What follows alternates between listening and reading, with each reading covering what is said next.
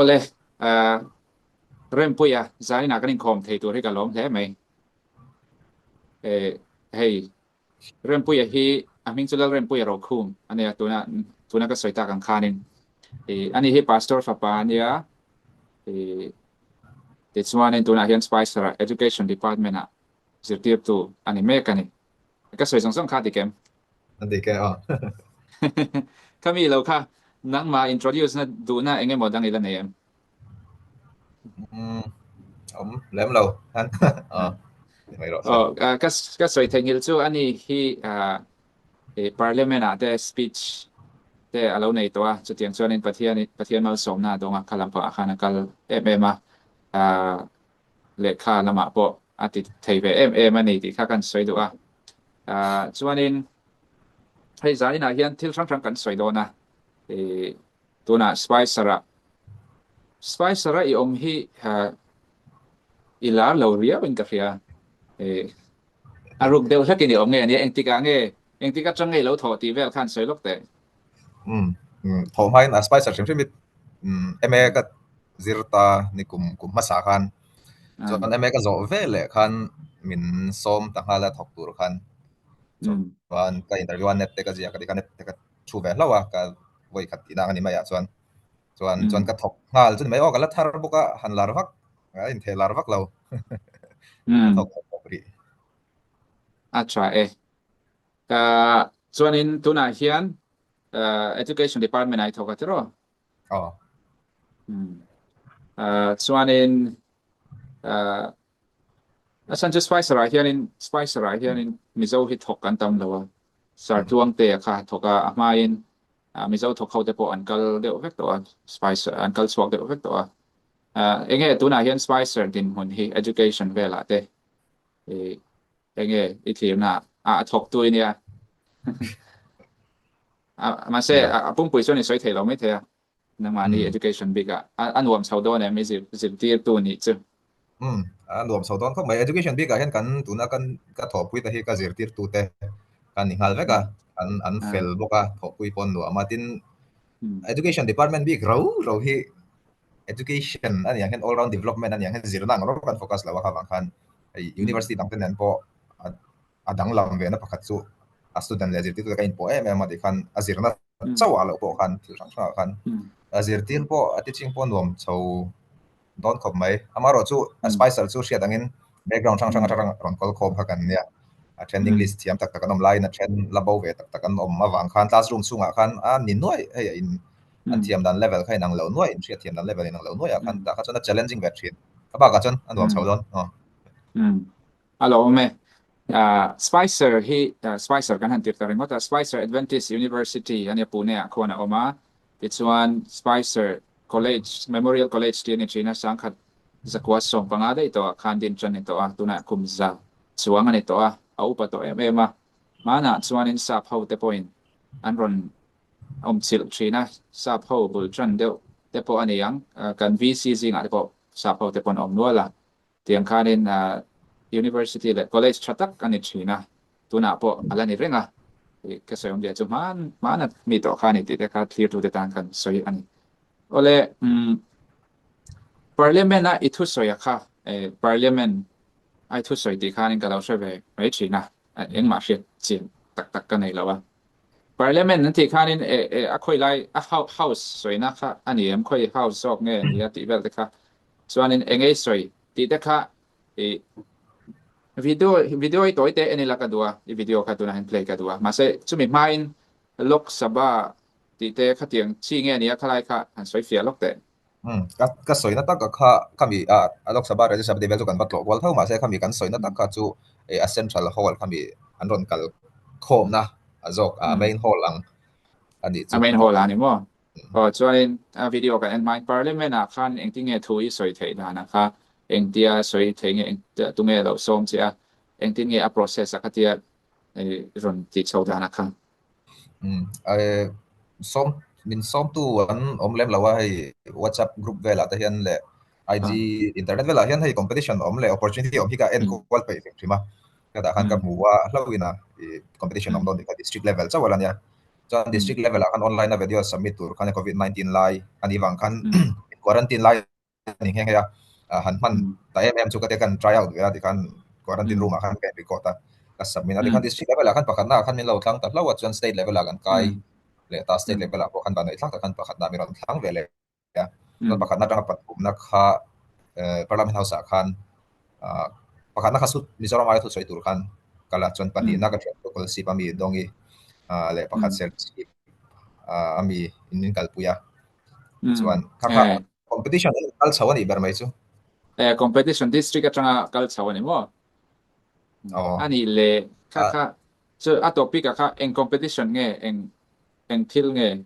en a competition อันห้วยฮอดนะชันเบราฮิซูมี prime minister เฮียนอินเดียรัมหลายเตไงดานไอ้ government ไอ้ทิลสรการดานะหลายเตไงดานและหลายเตเวซงไงทักเวเวกคาดูวางินมี competition ทางเฮียนอินเดียรัมคุณสังกิล Corber district ตินนะอัน organize ตาแต่คันอินเดียรัมคุณสังหลายเตคันเงที่อันเวซงเตสวยชัวเวนับจันส์ค่ะเปกนั้นอันนี้เด้อแบบไหนซูจน state ตินอาคัน representative ออกมา state ตินเตคันมก parliament พอกันวันใน youth parliament festival ตินนี่บอกกันอันเราเรียนนะเดี๋ยวอังเลยที่เรา discuss นะเงอัน state problem เตคัน politician เง minister เฮาบุลาคันอันสวยเฮานั่นได้กันในบอกทุสวยบักคันอันนี้สุดอันนี้ส่วนนี้มีดังเฮาพอ state ดังมีเฮาthe point ทุนสวยเวทเท่านี้มั้งอะไรที่สวยนักมุนักกันstate ตินนะจังอินจมูกอัน Kashmir ที่ตะปอน local อันสวยเวกันนี่มั้งอันนี้ใช่apa itu doon be ani so aro puhle mai khatiang Mizoram atanga parliament as so ya ka a voice just to from shima ka til tratakan in gasya til ro puita kan in gasya tuna hian kami video ka toite nan en led ve shim shimila enge ilo soya ti depo ka nang ma bon khir le du ve mai the tu tuna hen kan en so ka nga chon kan soi chun zom da ne Mizoram लामलाय से लावेम पुया हमारे बीच में है वो अपने विचार प्रस्तुत करेंगे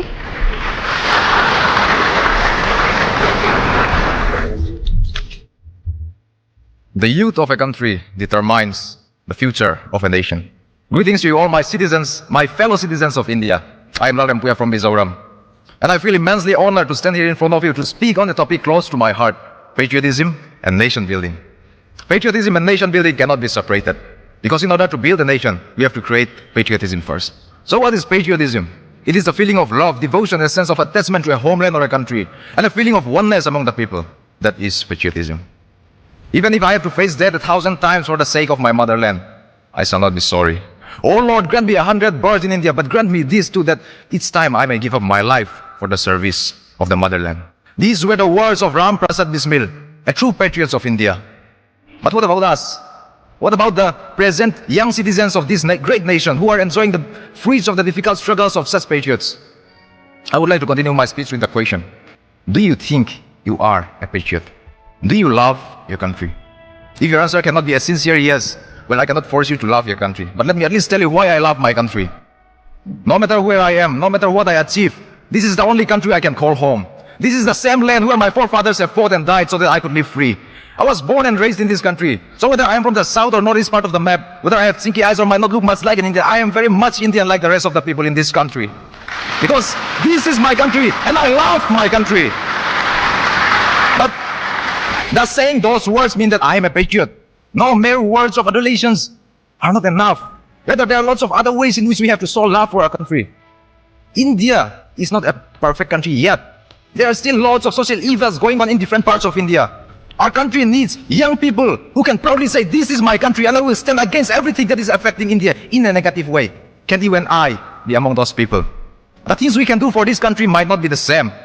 So if you are a student like me, do your best in your studies. Study well so that you can change the future of our country. If you are a teacher, do your best in educating our future leaders. If you are a farmer or government employee, be sincere in whatever you do. And even if you think you are a nobody, remember that you are a citizen of India. And do your best in fulfilling your fundamental duties. Because that is how we can all become patriots and work together for our nation. Yes, of course, we have to work together because one man cannot build a nation, but one man can start building a nation. Each of us came together here as an individual. We came together here as an individual, but let us live as a group with a common goal, as as a group of patriotic citizens, young patriotic citizens. โอ้ก็ไล่เช่นกันนี่ไม่เซกูดันแบงดุรค่ะอับฟูรองคบมาอ่ะขัดยังมิเจ้ากรเงยเนี่ยนะอิสราเอลค่ะฮัลโหลหมูอ่ะฮัลโหลชินเชียเดี๋ยวปีกะอะไรค่ะเราปุยคบไหมมาพูดนะเฮียนิน politics เวล่ะอินมันเทน่าอมโดนตาเสขลังปังตะไคตินโซนเวชินต่อใช่ไหมกันละไงถั่วชินเราพิมพ์เตียงลำปังซุ Facebook ก็ก็มีก็ YouTube คอมเมนต์นะถ้าพวกกันpolitics รู้ดอก politician ตัวที่ไม่ได้มีนอนฝักเดอร์เวนsamaก็ไงกันละไงตัวชินเราจังอิสราเอลข้ามีอิสราเอลไล่ค่านินpoint เราชวนกุมเองซะไงนี่อี point ชวนนินซุมิซะเดลซุอีติเทเท่ากุมสตอมที่กันดีเราฟังแล้วมั้ยเราฟังที่แล้วมาอีอุปโตเท่ามาใช่20 early 20s พอแล้วนี่แล้วสมนี่เวลparliament สวยที่จะประเทศมาสมนะดงเพลงกับเสียงอะไรค่ะโอเลตัวน่ะดอดแล้วเราก็ไตละeducation จงจ้างกันสวยงะเคที่ theology graduate พอนี่มั้ยละ education ลำปังที่กระตุ้ยเวลหรือตุกเท่าตัวน่ะเห็น Indian education system จงจ้างเราสวยไตละมาสับเบระส่วนนึงไวเฮาและมิโซเฮาและคาซิรดานและ education กันคลียร์ดานที่อีเราคลีท้ายแบบตัวเองก็ใช่แล้วเตียงเฮียนี่อันเราในโมอีเราอีคลียร์นะชิมค่ะอันแชร์ตัวนี้เนี่ยตั้งแต่ส่วนไวเฮาส่วน competitive รู้ตกมิโซเฮาส่วนกัน competitive แล้วว่ากันติดตั้งด้วยก็มาเสอีคัดยาวัดชุดมั่มเวกที่คันดีบิ๊กแล้วว่าฉันจะไวร์มาพอไวอันตามา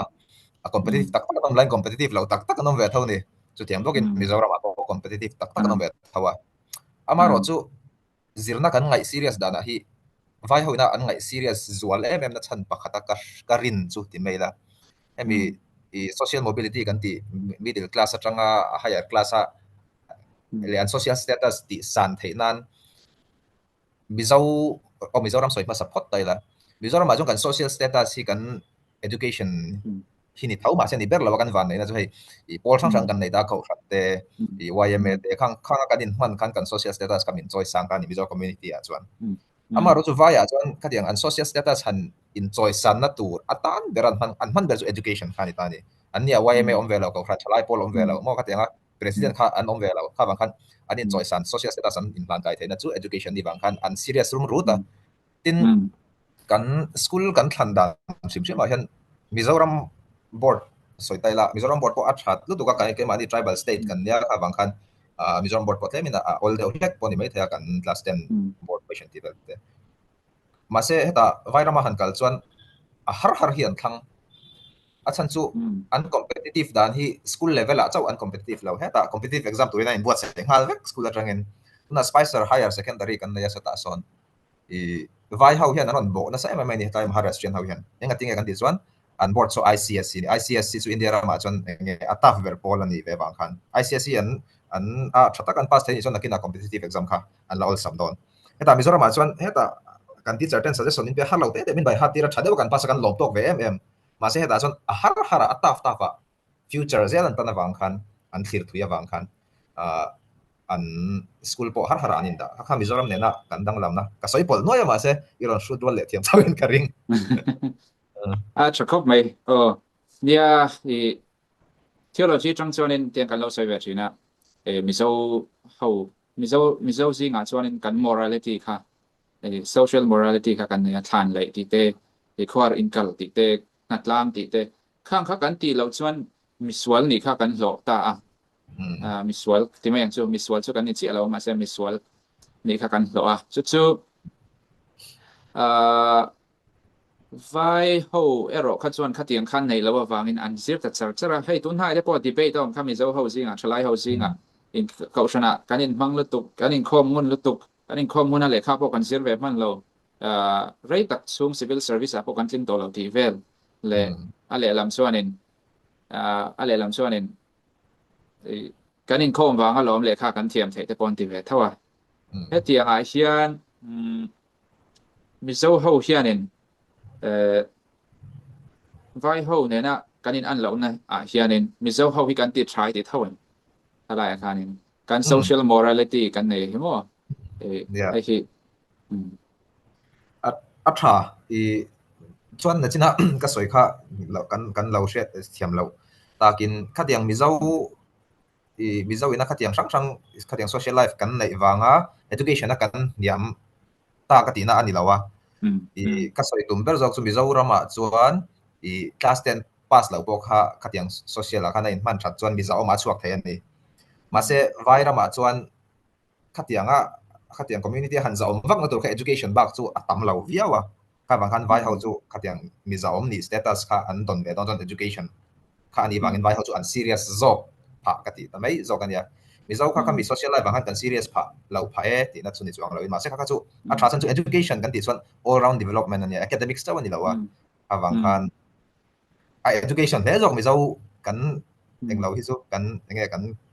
value ที่สุดกัน holistic education นั่นค่ะอันนี้ทำไมอ่ะตลอด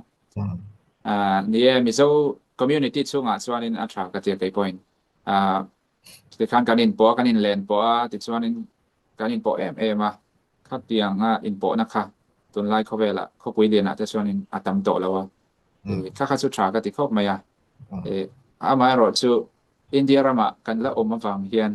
อินเดียรามเวทเท่ากันแล้วนี่นะคานินกันหันสวดอนตักส่วนนี้หมดเช่นส่วนนี้ไอ้ซอร์บิงชินแต่ข้าจู่อมเวไงนะคะอมินกษีทีนตุนไล่รอนเสียงคานินกันบอร์ดโปcái mà ni mil deu in tiền ya mà sẽ tuần lai thalai te hichu kanin improve view to in karinga mà ai mà chuanin cái po kha pol som kani theng khachu board at po khan ka ti thawa letter te po ka model vek thau ama ro chu enge civics enge political science ka tui phalo re ka mu thalutuk ka by heart thalutuk ani ma se ka tui phalo concept ค่ะก็จุมันตักๆแล้วข้ามี system ขั้น point ทั้งเห็นอะไรอมมันก็ใช่ไหมแล้วมาเสียอะไรอมเทเท่าไม่เทสุดที่อย่างแบบจุดนี้ตาจุดนี้เองส่วนนี้ definition ช่างอมเทมาแล้วจุดเองeducation ที่นี่ต่างเดียค่ะท่านเฟียดตอนแต่ท่าน define ตอนสิ่งแต่Bible อาจารย์ปนออกมา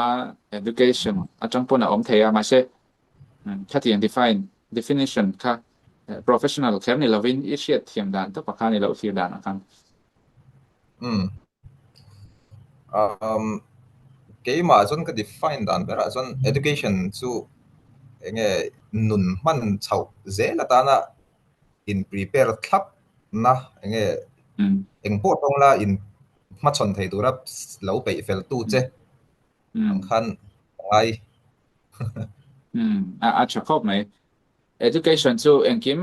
กันมัดชนที่ช่างแต่มัดชนไทยตัวรามินบวชใส่ตู้ดีค่ะนี่ตาสู่มีเองจนนุ่มฝอยนะมีตั้มตักเลขเสียร์เจ้าหน้ามุล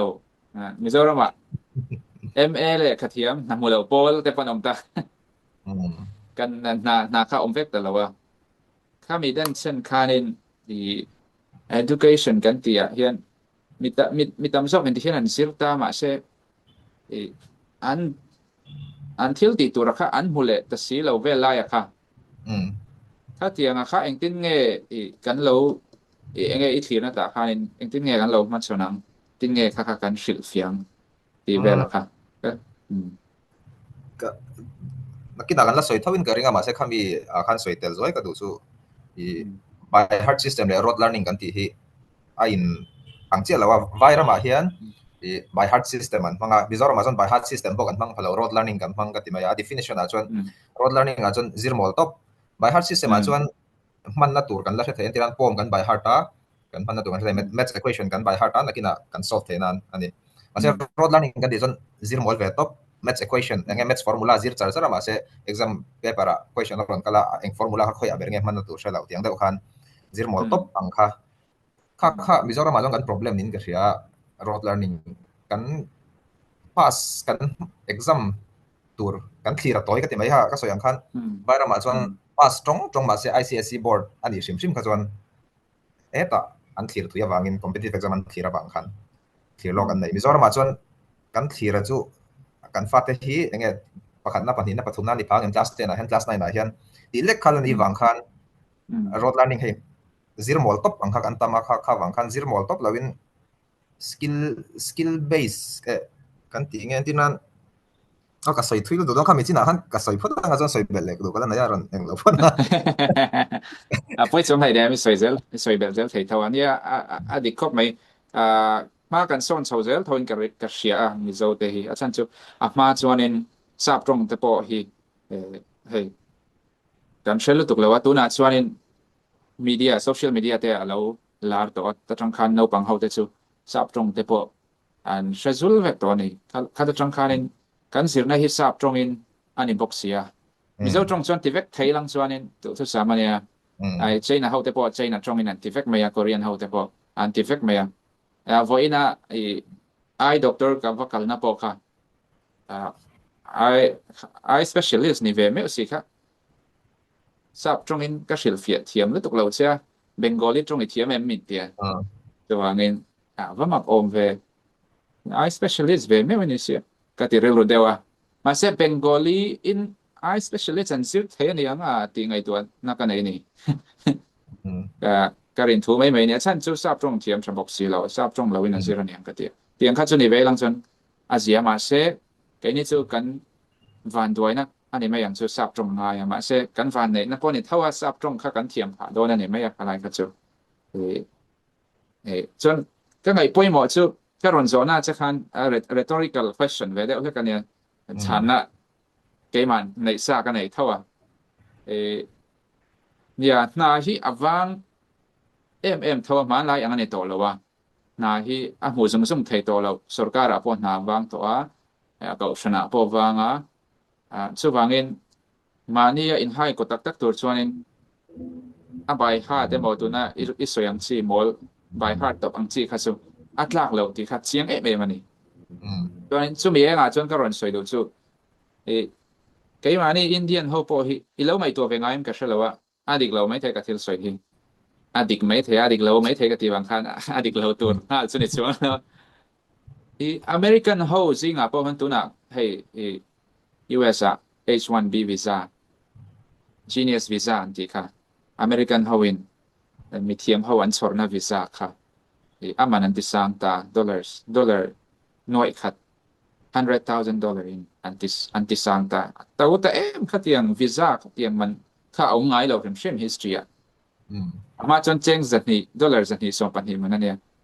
chon chuta changa ka hiat chwa chu kha mi H1B visa nei tu te zinga za somru kha Indian ve kan ni tu tiang khop chon Indian ho kha in kha mi visa kha an ne ya chuanin mirama an su thoka chuanin mi thiam tak an ni chu Genius visa nei thei ve kan nia mi thiam tak an ni chu ti rualin an mani zu control kwal vel tu emotional intelligence nei tu kha chu American ho sap ho ni vele ta ni chulai chu cha hypothesis ni chu emotional intelligence ka ti maya khatianga mi thiam deu mangkwal an ram ti ho satur khan thluak an nei ya ma se mathematics chona thluak an nei mi chuang lo physics le quantum physics ti vel han ti na tur tak kha an nei chuang lo ma se an thluak a khan thil khatiang business han ti da na kha an thiam awangin Indian ho po tam takan kala Indian ho po khatiang thluak nei chon om thawa ma se chuta karon herlu du dan chu ma na khan British ho an local khan dollar trillion engzan nge tam takani somli chuanga mi trillion billion poni lo trillion khami ya kha lunglu te kan thil nei jong an la British ho khani chuta an du ber chu factory worker khan duwa East India Company khan factory worker an duwa wang khan min zirtir dan po kha critical thinking nei mi alo siang khan min zirtir ani thil antina robot pon ai dal packet kha chil zel tur ni se chil ro ti khan ni me ani le ngin chil tur khan ni ma critical thinking ngai lo chil tak ni me all som pass po ngai lo kha tiang deu khan voina po hian tea garden a te po khatianga hlot lem tak ka om an nu le pa te changa thok char khan la oma a effect thonin ka tea garden po hi khatiang British House ti khan chu mi chu effect ala nei de thoi mo ka te Indian ho hi ai le khazir pe lu tuk tu nai soyang khanin le khazir hi pathian kan nia an nia su ta chuan mi engemaw chen chu critical thinking na ya company CEO ni ta te po kan hom cheu thawa Google ti te le lu sang ma se a cho rualin atam zo kha chu factory worker mindset kha kan nei in ka sia kha a full na ka tia halai vela kha iro sai ta la chon ya ngai to vena sa thin Macaulay minute apo kan Macaulay minute apo kan kha ama ngai pona soi kha India enge class high uneducated enge British in education anon ti tran khan education te kha selected few middle class le higher class that's how educate antuma Indian mi te kha bai how kha mase suta an purpose enge isoi ang khan Indian in blood and color but English in taste opinion intellect and they tin enge Clark kami na thok tur ngor khan education khan pe British South ka chuan India ram mi puyan tamsia an mani ta khan manage kha har veni ka bang khan India mi ve enge blood le color Indian ni si ma se an intellect le englawa an ngai dan an opinion English ni si an mani an shoi kwal thei tur Indian mi te administer pui thei tu tur katiang ngor khan education system khan kal pui ta an mani an shoi kwal thei tur ei mani isoi dangan critical thinking nei lau mani opinion nei vak lo enge computer ni ta so computer khan British House kha andem om ka tilem lawa no adikreng an ma se idem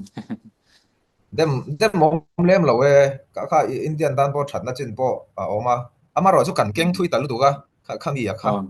mentality kha tun thleng hian isoi ang khan tuna Indian how po professional kon college and graduate kan produce tamania India hian ram dang song ai kan englo kan produce tamang ten professional worker po ram dang kan thon mup ani ma se isoi khan mani tak idea nei thei innovation a kan hiam ai ta ka chuan enge ram sang milar tak Indian kan nei vele kha thiam tak ma se a India ram angin thil siam chua thil thar siam chua innovation hey China te Finland te enge innovation tam lo du ma se India kha innovation a kan ta sama chan chu critical thinking creativity kan ta changkan education system a kan atel vak lo no chu nia chu lai tak chu ne ran phot chua ka du chu kan education system a khan in British ho influence kha ala cham renga critical thinker vek ni ero kha chu a fu khelo mai the a chen chu thu oi de wa lo thok ve ma chi te khan om ve lo chuan critical thinker ho khan chor du ran nei do khan lo ve tho mai kha chu ti dan ai nang lo nga ma se critical thinking hi a poi mo mai tu na isoyang khan innovation om tur chuan in critical thinking te lo kha chuan innovation kha chu om har khok mai out of the box akan think thei lo chuan chu problem ni ta tin chu tia kan soita ka chuan military te po hi critical thinking nei thei na mi alo anin ka re military te po mo yes sir ti khangai ta yes sir ti khangai tin ko shan te po hi systematic te wa governance nei kan ni ta control democracy ang dewan ni ta ko shan chu ishe thuk viau lo me the ma chu education nen khan in ain zom na chin kha ron soi ka duwa ko shan te po critical thinker kha arem chi lo na kha o mani khalai kai lo mu thiam em a chan chu ko shan po military style de lek ve thau system ve de thau khan ni ta khata khan in khatia kal chau kha ngai ani ma se chu chuan in enge ati chuan op ti chuan in creative thinking nei deu ho kha ko shana khan an tlatum thei vak lo ka chi so mission worker an zone ne chu ko shana khan in han ti don vak se system khan in adu lo ani Jordan Peterson na soi kala sharing system here in creative thinker adu lo ati ne mo chu creative thinker kha CEO ani chu na cha ma se heta a labor worker ani kha chuan in a thala tuk lo ati ni chu lai chu ni ngai dan ni lo nem ta khan adik viau ko hrana chaw lo po hi education administration a po hian ni staff เนี่ย critics กันตําเลยลุตุกส่วนอันนี้เรียลต้นลุยด้วยมั้ยนี่ไอ้ปะไคปฏิติจงเฮียนติจอกเซติยังอะคตินติตุกันติดานชินันนี่แล้วว่ายังอันนี้น้อยๆต่อ critics กันนี่ส่วนบางสุดท้ายส่วนไอ้กัลน้อยเวทตานี่ education ค่ะ education ที่ค่ะอีรอน define ต่อตาการอน define เวดูดานสุทิลอันนี้นักตักเชียดเทียมนะโคเวลนี่พุง world view เตโคเวลกัลพุงเชียดเทียมนะตักไหนค่ะอันนี้ตานี่กะตินี่จะมีการเชียดเทียมนะจังส่วนโคเวลค่ะตัวในส่วนคันกันมัดชนเทียมมากันเชียร์เทียมมาดำโคตรสวดานเตปอกกันเทียมจุด education ก็ง่ายตาส่วนอาจารย์ส่วนนี้ข้ามีค่ะโคเวลเชียดเทียมนะข้ามี education ค่ะอีเหล่าไหนตาส่วนนี้ example กันเสียมากุมสมงัดจวงถกโต computer industry ถกโตค่านี่ computer ค่อยค่ะอาเทียมเราหรือตุกะส่วนนี้ขัดสู้กุมสมนี่ปาลีเวลมีค่ะ computer ซิลสวก degree ใน computer degree ในค่ะอารอนถกตาจนกุมสมงัดป้าจุงอ่ะส่วนนี้อันดาตา supervisor อันดาตาอาทิเทลเอ้มันนี่อาจารย์จัวไอ้นอุปังคานิเซียถ้าพุทธกุมสมงัดคานินทิลอาเชียดเราอุปังคานินแต่อดีกรีในเลยอาเทียมค่ะอันรันดาตามาเสข้ามีนอุปังสกขัดส่วนนี้สุดท้ายจุ่มเห็ดโรคาติดจัดเทนี่จุ่มจิตตัวจุ่มจิตตัวเทคนิคอลคันสกิลในนี่สุดท้ายอาจารย์จะมี example กรณีเสียมชันสุโคเวลที่นัดดิกphilosophy อย่างจงปน world view อย่างจงปน education พอเราเนี่ยเสเองพอเราเนี่ยเสปะเทียนถูกพอเนี่ยเสที่นัดดิกอินไหนคันสวยเองให้หมด critical thinking ค่ะอินไหนเราเท่เราวะนี่อดีที่เราชอบอิสตาจนนี้ก็ใช่เราให้ไล่ให้จุมินเราดูแลมิเรา correct ละที่เราชอบอิสตาจนนี้ง่อยเรื่องที่เราเราค่ะเอ็นเลี้ยงไม่ยินนี่อินที่ติดชื่ออะไรตีที่ที่ติดกันนี่ยังตีไล่ค่ะส่วนนั้นกันนี่อาจารย์ส่วนเอ็นเลี้ยงเวไม่ได้ปวดขาอาจารย์นั่นสินะโอมังอ่ะนี่มาเสก็ส่วนใหญ่จะที่เราชอบตั้งแต่ข้าอิสเรียนี่อันที่นั้นซุ่มที่ละพวกบริษัทที่ค่ะเล็กขบุค่ะ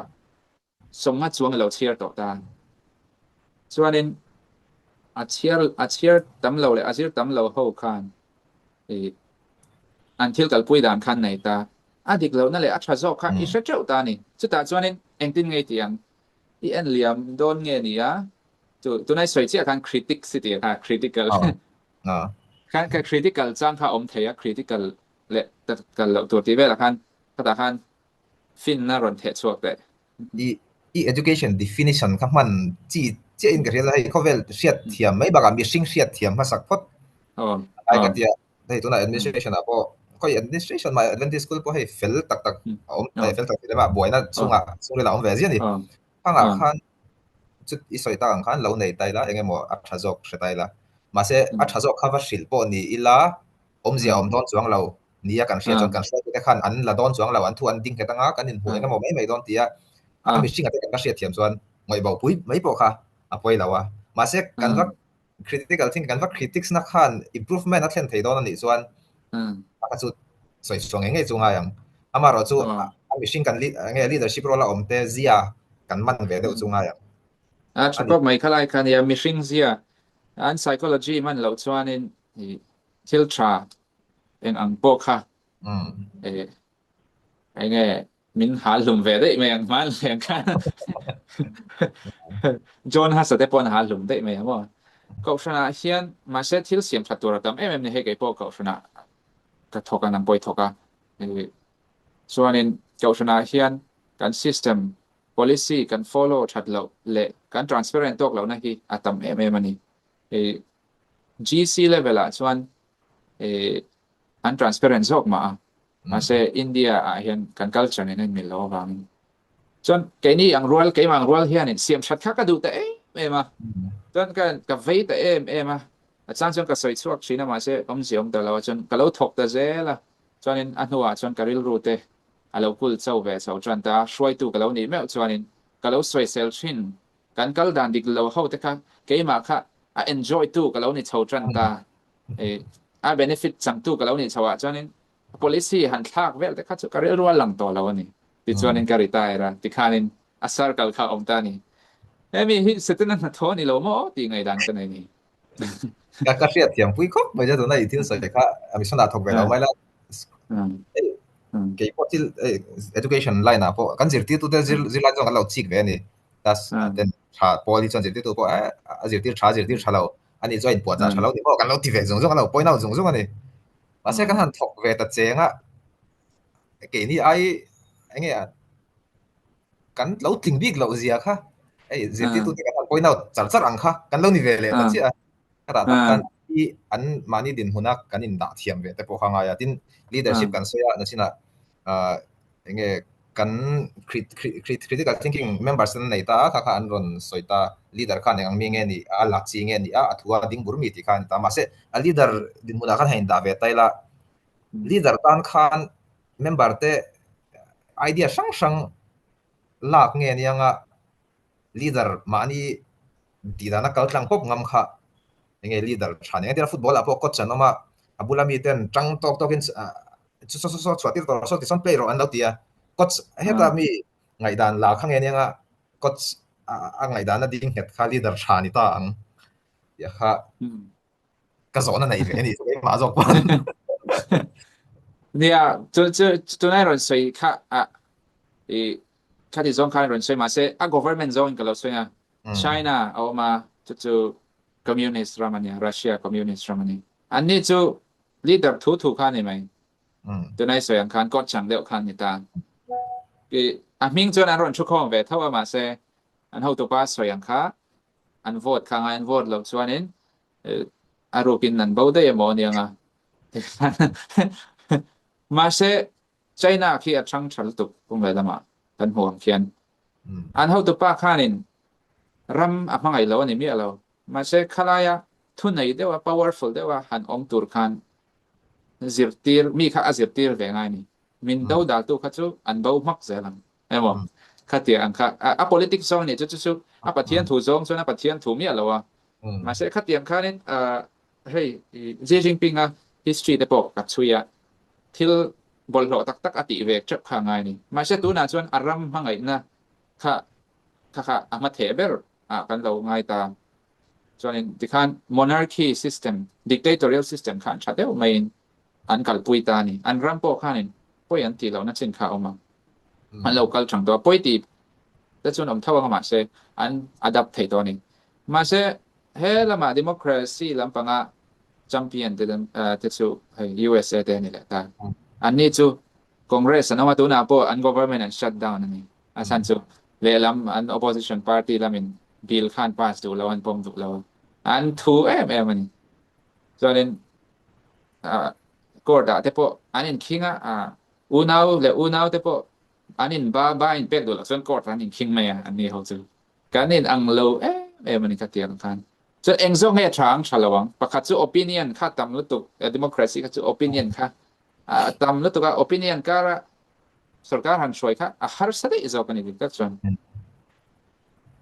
แต่ใจในสุรการเนี่ยจู่หาร์สแล้ว opinion ผมจะส่วนบ่ได้ไม่หมดตอนนี้ที่ข้านี่ทิลข้าหาร์สแล้ววันนี้แต่ส่วนเองเนี่ยชัดเจนกันตีค่ะ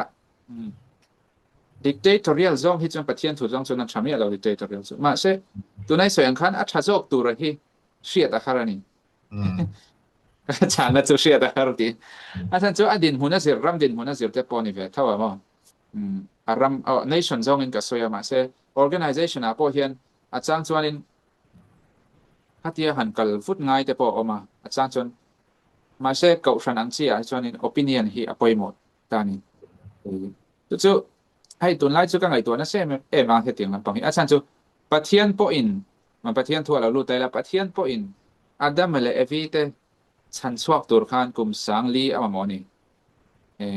ส่วนประเทศนั้นเนี่ยดูด้วยนั่นติดเหมาเช่ฮิลจิงเฟลสวลจิงเฟลตัวขันอินเฮียลน่าขันอาจับไทยนั่นขันกุมสังลีอามามอนี่ตัวอะไรส่วนดูส่วนนี้ authoritarian เดวิน dictatorial เดวินgovernance ค่ะอาทิตย์เฮียดูส่วนนี้เอวีเลยดำแต่พอค่ะอาทิตย์ที่เวกังเอวีเลยดำมาได้ถูเชื่อจงวันเดียวก็จงพอค่ะอาทิตย์ที่เวกังทารลึกกับเสียมเลยดูวันเชื่อจงเลยเนี่ยว่ามันไงนะประเทศนี้ที่ข้างเชื่อจงท่องลมนี่ก็ติว่าอาทิตย์ที่เวกไม่เสีย athil siam mai mai ania mo อืม ma se khatiam kha ni lawa ami zia bible na soi chu mangai na nia athil siam te kha chu tiangin toi sang mai mai na ngai lawa wangin kami sual siam chatur khan kum sang li meu ama mo achan chu freedom of choice kha mi kha pek wang ania kan du than na nge ya ama chi bai bu khamin dua kha mi kha a sarkar na khanin ada ta ni chu democracy na ni chu nai nang chia lawa ma se freedom of choice kha asada sang ni pathian chuan อืม tu ta ta chuan kau fran po hi freedom of choice kan hoi mi ten an nei lo kha chuan spirit tharau tak a he mi entia kan tiang phur takin kan kal ho thei don chuang em ni ti kharil ro omani asan chu medieval period te po kan thia kun thim la ya catholic kha po palala cardinal an la bishop an lal ema an hoi mi te kha tong ngam lo reng reng ani chuanin kha mi governance kha bible chuan a tha ti chung lo kau frana chuan chu tiang chuan ka ngai dana oma ma se sarkar vela chuan ka shelo le alai khamo อืมอืมke po tiang vel thau chu ni ka ngai dan siam thei lo ka ya kan เอาkhalai kha chu ya soi tu nei to lo chuan du tok mai la soi three ke ma so ka soi three tlak men annex a chuan NEP an ti hi tunat an ron ti so tharani ta NEP hi tlem han soi vel dui nei NEP hi enge kan tan education ta na changkai na le atok na tur si te อืมมาsabira son NEP na aron tum chu heta kan discuss char how kami British how ron system ron da tharte kami ti bau kani deu decolonization kan ti mo kani British asan chu British na ron ok ma khan India po critical thinking kan tiang kha nei thal tu education system kan nei thal tu India hian British and of mind gurukul system kan na ya mo gurukul system dan an education say holistic development tak ang khan ya tin enge ayurveda kan ti de tuna India hey misong an sepak lawa ma se vai how in natural herbs an ti de kan question khang de kha Indian education system eta British ron lu ma dai to Indian haga til an invent ve an hu chu aven study an englo ve tam takha om khat ka wang khan British how ma khan India po kha education khan kan nep reng lo khotina philosopher de vek lo man ni taro ni reng in enge taksasila university India na kan nei englo ber sam pon ron englo wa khata pakhat mi pakhat ka soi tel du chu jivika anti medicinal king of medicine anti mai kha kami India Rama University kovela pon yang kan nei upat beber pol taksasila university akhan alu khan kum sari chunga zirani medicine chuan a guide khan wa kalla Rama wa kalla i thai na nei damdoi thai na damdoi keng tel lau pakhat tal va mu tum ro ati ni asan wa kalla wa zong char sara aron let le ni rei fe zong ani aron let le ka mu zaw lawati ni ma se khaไปเดียวนี่แล้วมูจอเราก็ราคันดำโดยถ่ายดำโดยตั้งมันที่จังอาจะจวงมั้งจะจวงเวลาค่ะมูช่วยได้ไหมนี่ค่ะอายุเวลากันตีแต่ India education system อ่ะพอ innovative ตักแค่กันงานนี่กันขรอนลากเล็ดเลยค่ะ NEP 2020เห็นตัวมันนี่ flexibility อีมีน่าอาจิรดูลำจอกขันไทยนะตัวน่ะพอ spicer อ่ะพอกันติดทาร์ที่ไม่ละ spicer ที่ส่วนนี้นั่นแต่การส่วนเห็นมี NEP 2020 NEP 2020ออกมาพอเห็นเรา implement ได้ตัวอังเวลเห็นอันสอยตุนมาสไปซ์เรากับพุงอันสอยดันเดวินคำนี้จุไลตักจุกับสอยกับเราปลดจัดลกจังจุไลตักจุอันสอยไอตีค่ะไกมาข้างกับเราเสียตานี่มาหลายทีละค่ะแอนดรูส์เฮากัน education system ที่NEP อันเตียงเสียค่ะมาละจังอันนี้ซานี่holistic เดวนัทโถปะแต่ mechanic แต่อามาจน liberal arts ในจีนสไปซ์ระกัน mechanic course ที่พอออกมาcarpentry course te omati khan course sang omani chuanin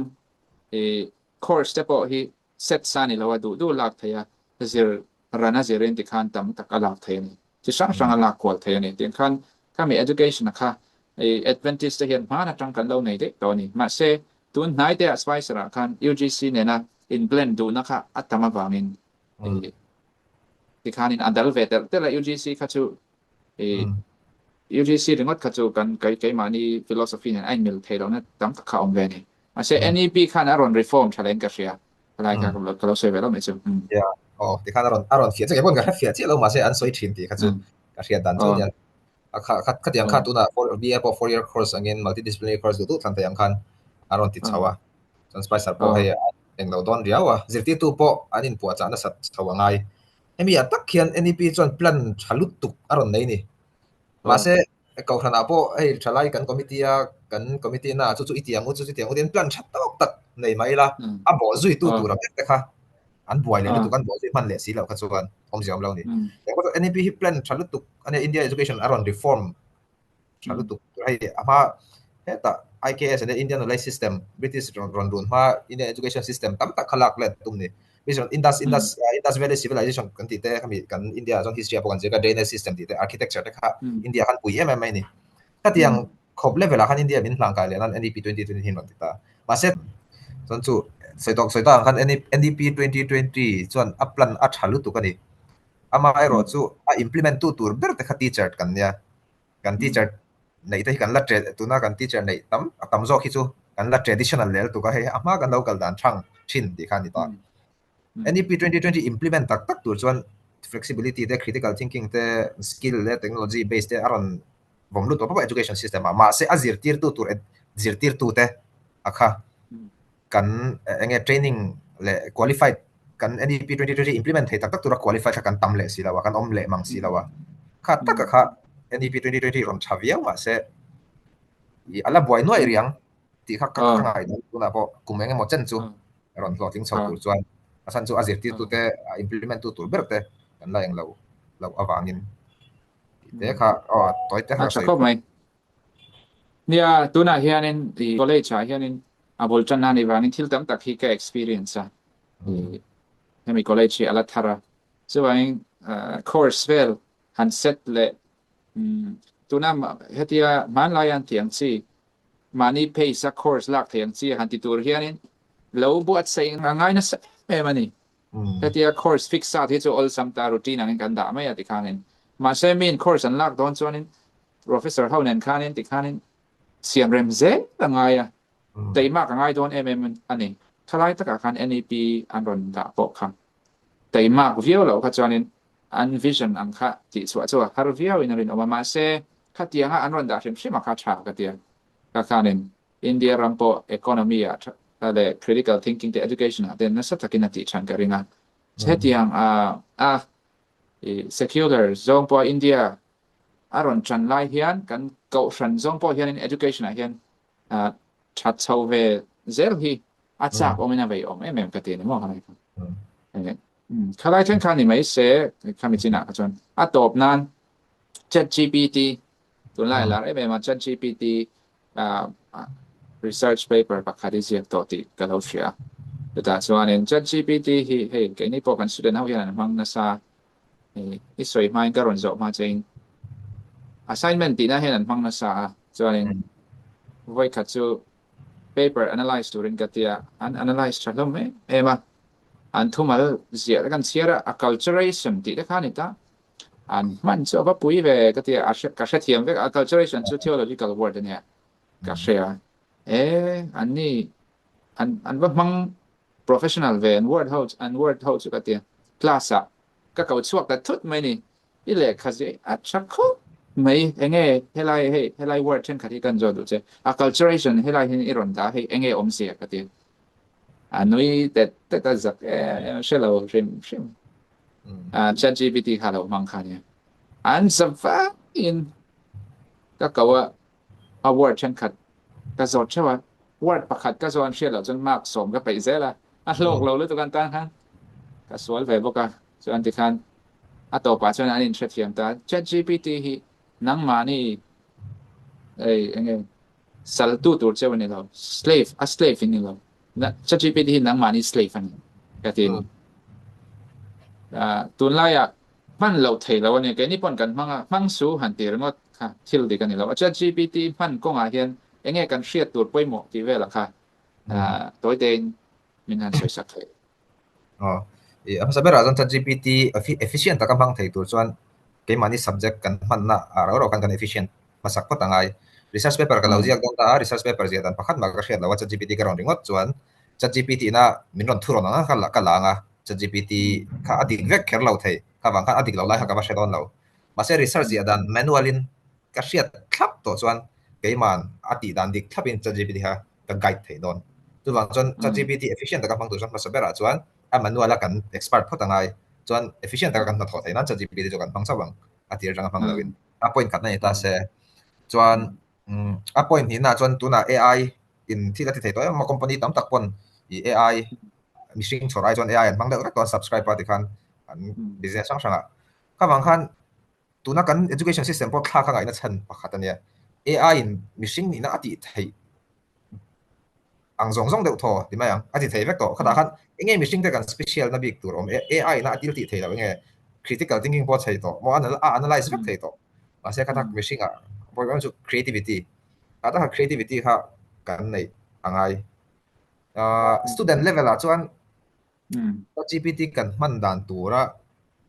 suggestion ก็เป็นกับส่วนมินoutline มินเสียมสักตัวอันที่นั้น assignment กันเราเรียกดอนตาจริงๆstart ดันตัวกันเราใช้มัพเราตา start ดันตัว outline มิน guide draw ตีเนี่ยมั้งกันคำมีบางครั้งเกมดิ้งกันเสียเองดัง所以推ฟักตัวจุกการใช้เท่ามาใช่อภัยหลังจากจะหันตัวก็ใช้ว่าคำวิจิตรค่าดีไหมหรอใช่เนี่ยชอบเขาไม่ค่อยค่ะสวยเปียละมาก็สวยเบลดูจูChatGPT ที่เราสวดเดี๋ยวจังคันกับมังเวนซาให้มีเลขบูเวลกันจงได้เห็นpage number ได้ติดง่ายแล้วนี่กับมันค่ะ free version ได้นี่บอกfree แล้ว version พอเห็น hallucinating ท่อต่างหิจุอันไหนจะให้มี ChatGPT เห็นกันดูจงมินสิลค่ะตัวมาเราจะ fact check เห็นเวทักจะจังออกมาอดีตเรากันนี่เรามาเช่น counseling ส่วนนี้ชาลตุcounseling เห็นกับมังสีนะจะมีจุดเองที่เนี่ยก็เตียงติดให้มีจะมีจุดก็ฟีลด้านนั้นเนี่ยจะจุดดีเข้มเตียงเวลาเห็น counselor ชาลตุ therapist บนเบอร์นี่ก็เห็น ChatGPT จนให้มีเตียงเวลาจนชามาเช่ให้มีที่หลังติดตักตัวเรียน research เวลาจนอะไรรินทราเชื่อเรามีโอกาสเดียวมาเช่อตัวจีแต่ข้าจวนรินทราเวียวไม่ถึงส่วนก็ให้เราอยากบอกเห็นการอินเดียชีนะกันปัสสาวะประคันเนี่ยเห็นปีชีเดี๋ยวจะติ่งง่ายตัวอะไรเนี่ยฉัน GPT นั่นติดเวกเทลล์ติดทาริงว่าเสร็จแล้วส่วนว่าเงี้ยหลายส่วนargument เนี่ย PhD ค่ะนักขีณาส่วนอะไรติดเทียงกันริง PhD ยังจบที่อะไรติดเทียงกันริงมั้งมาเสร็จตัวดินคนไหนส่วนอะไร development กินตัวเสียมั้งและอีส่วนต่างกันaccurate เจ้าเราเดี๋ยวว่า ChatGPT free version เราพอ paid version พอดินันที่ answer มีเราไปตาเสียอีดิกเราวัดติดไตละapologize ค่ะส่ง answer ดังมีเราไปเลยส่งขัดอย่างมารอดจูอีส่วนต่างกันไก่พอกับมันนะจูอย่างที่เนี่ยก็เตียงตีสอกนี่ตินเท่ากับมันไก่พอ ChatGPT มั้งมาเสีย academic writing ตักส่วน perplexity ที่กับมันเบอร์perplexity ค่ะ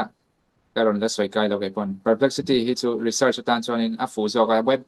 เว็บไซต์ค่ะว่ามันส่งjournal paper แต่พอว่ามันส่ง